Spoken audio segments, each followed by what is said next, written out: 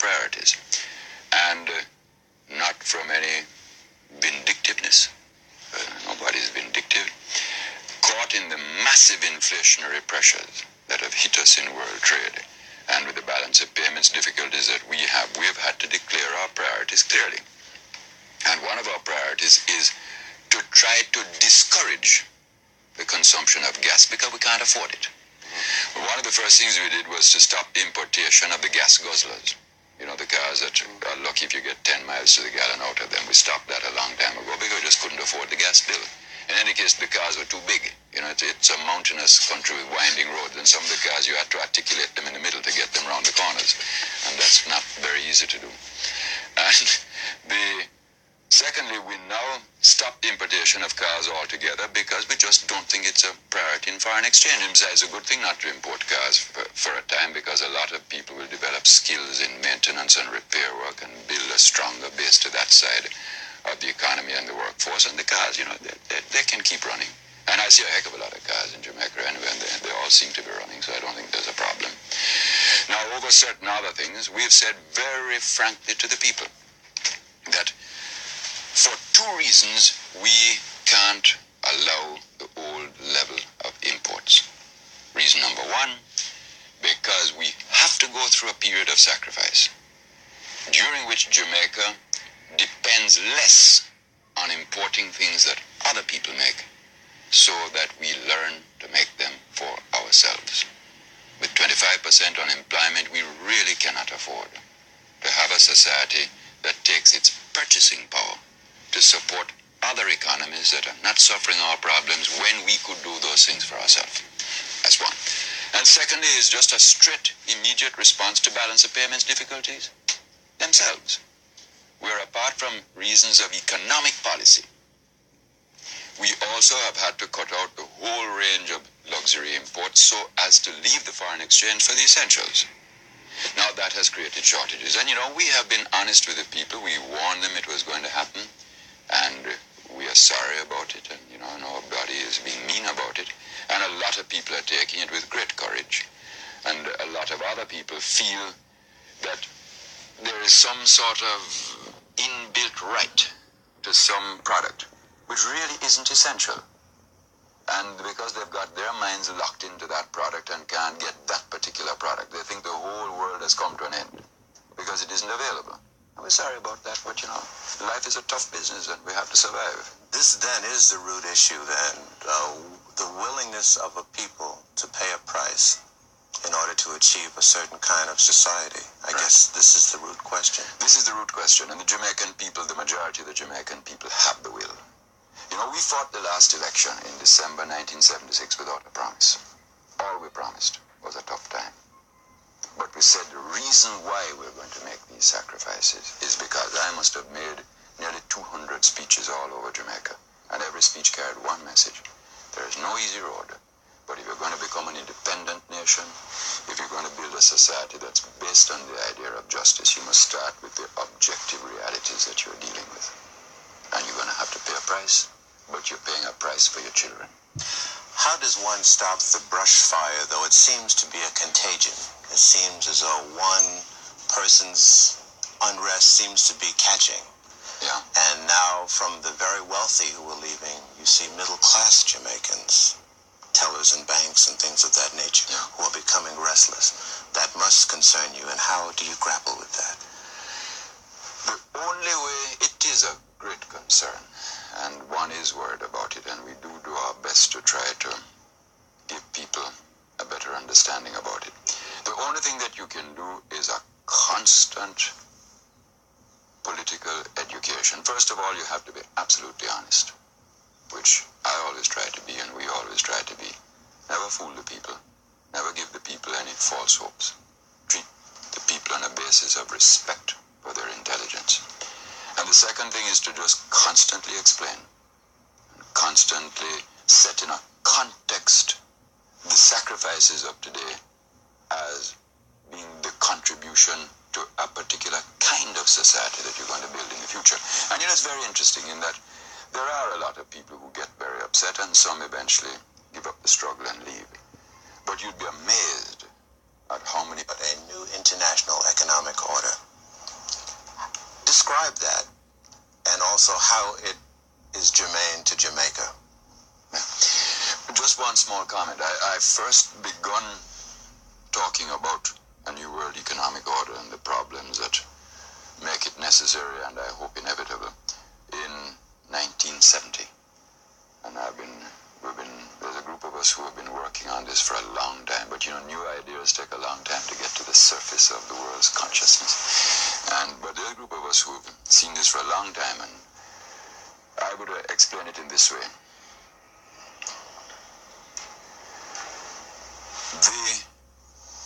I want to distinguish very sharply between economy, in the sense of, say, how the United States of America does its business inside its own shores, and the world economy, which is the question, how does Jamaica, Cuba, Trinidad, Guyana trade abroad, export, import?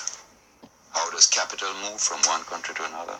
How does technology move from one country to another? There's a whole system of international economic relations which are the primary object of the things that we call a new international economic order. Now, what are those arrangements characterized by? In simple terms, as follows.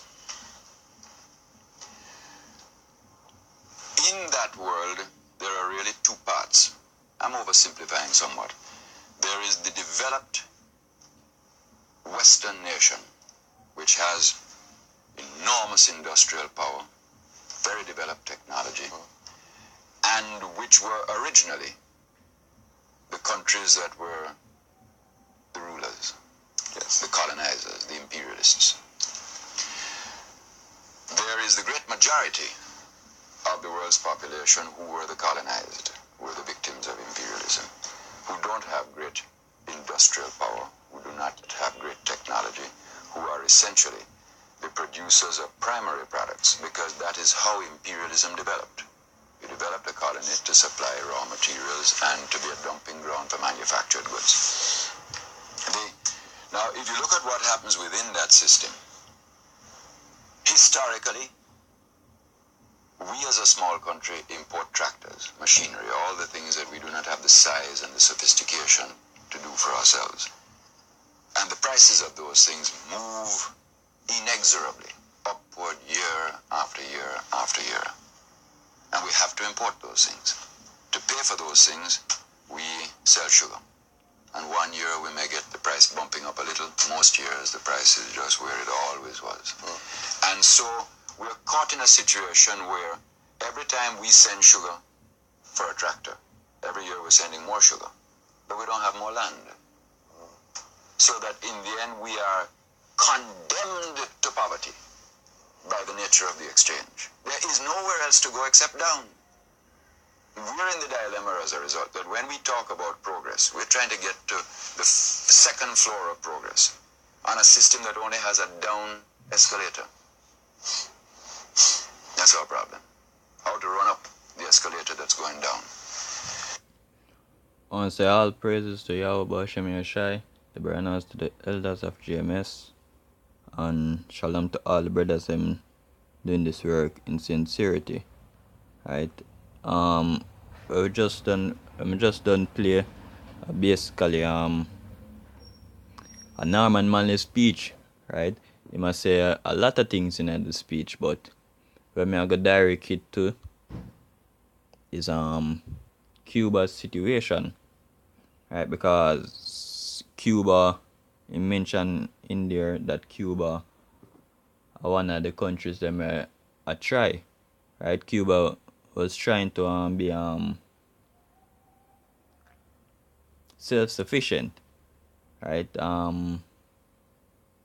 Yes, self-sufficient, right? And him explain say we have to go through some measures to be self-sufficient, but over a period of time, Cuba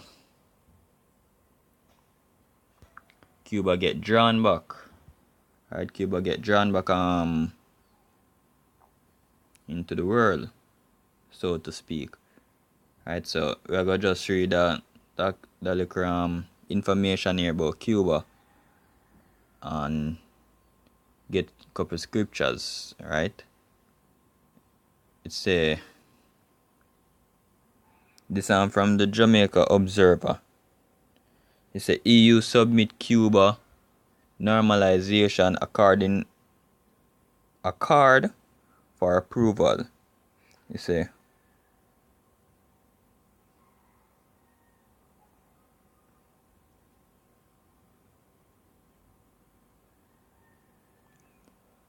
it's a Brussels, Belgium, AFP, the European Commission on Thursday submit approval an accord to normalize ties with Cuba.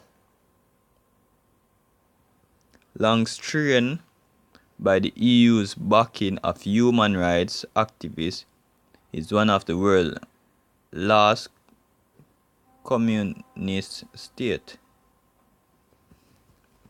So the European Union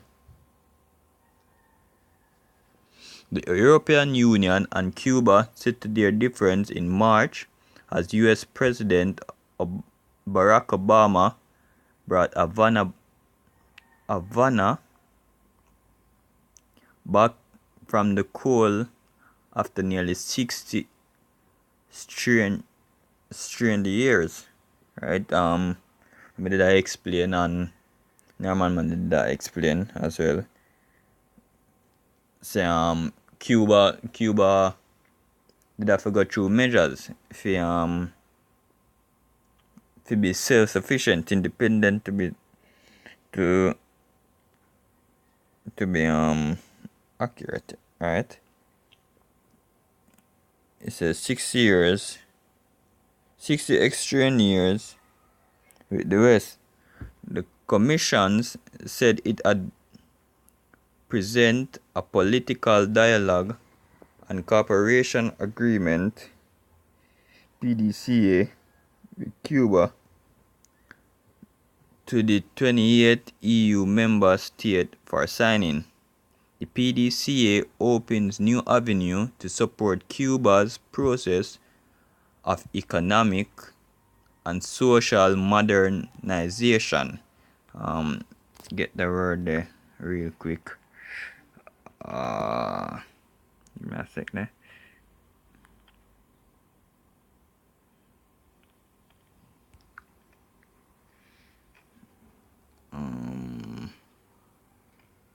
Modernization.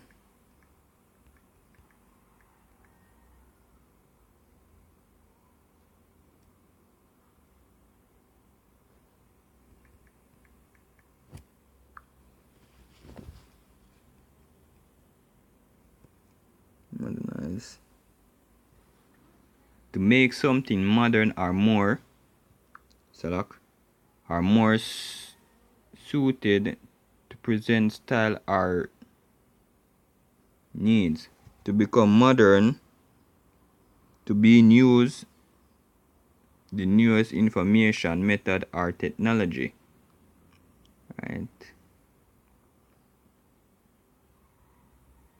Right, so this is stop. So in other words, as Mike and Manley did I explain, with them I get things now that they don't need, right? Because really and truly them not need it, right? So basically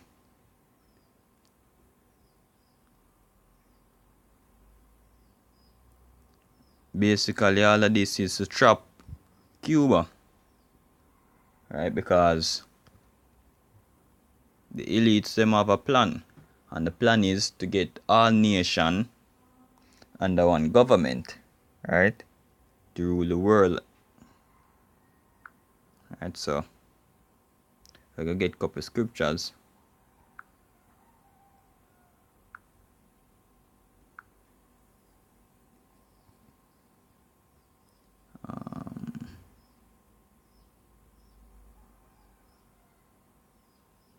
this one. It's Psalms 55 verse 21. The words of his mouth were smoother than butter, but war was in his heart. His words were softer than oil, yet were they drawn swords. Right? Because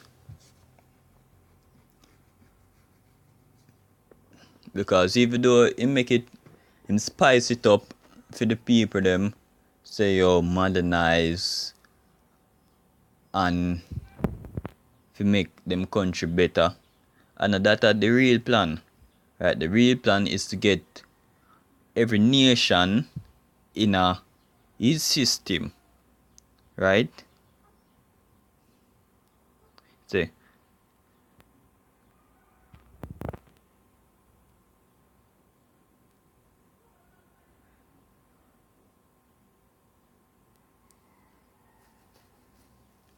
Alright. He said, cast thy burden upon the Lord, and he shall sustain thee. He shall never suffer thee. He shall never suffer the righteous to be moved. Right? So we as the men of the Lord, right, in this truth, the most I go hold we, right? The most I go keep we. Right? Because the only way we can get through this is the most I keeping us. Because the things them we I go bring upon this earth now go pretty. Get the next scripture.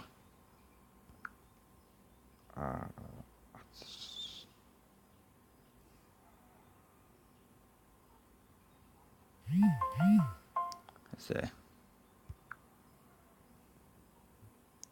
Lamentation 4 verse 17.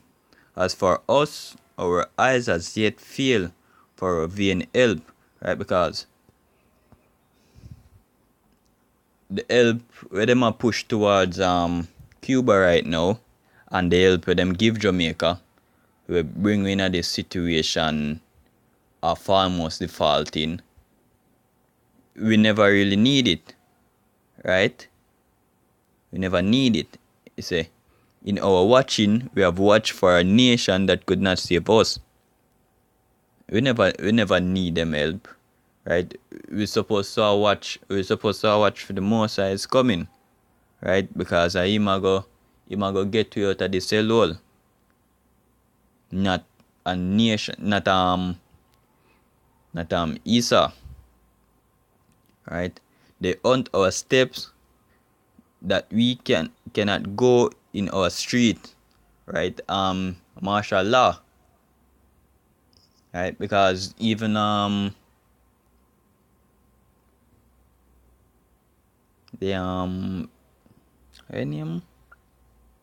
Black Lives Matter movement, right? That just a going martial law, right? Where him get for ban people off the street because him a go say yo, them basically a make trouble, right? So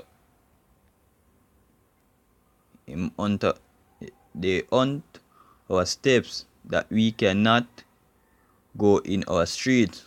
Our end is near, our days are full, for our end is come, right? Because the mark of the beast is already here, just to be fully implemented, as the scripture says, not the earth, nor the trees, until the Most High seal the mark in our forehead. We just that are the only thing why this don't kick off as yet. This war don't start as RFID chip don't fully implemented, because the elect is not sealed as yet. You say, our persecutors are swifter than the eagle of heaven. They pursue us upon the mountains. They lay waste for us in the wilderness. Right? Because even the thing, even Cuba situation, right? Them what the word may I look for? yeah, them basically sanction Cuba. Them say, yo, no dealings with Cuba. Right? Sanction them. Lack off certain foods and things from them. Right? Read last precept, because really and truly, this is supposed to look for, right? We're supposed to put our trust in the Most High. So Proverbs 18 verse 10, the name of the Lord is a strong tower. The righteous runneth into it and is saved. Right? We have to make the Most High our refuge. Right? Because the only thing we can deliver from this destruction and from the captivity and the slaying where the white man have planned for we, the elites have planned for we. Right, so with that, I say all praises to Yahweh Shem Yashai, the honors to the apostles again, and shalom to all the brothers them doing this work in sincerity. Shalom.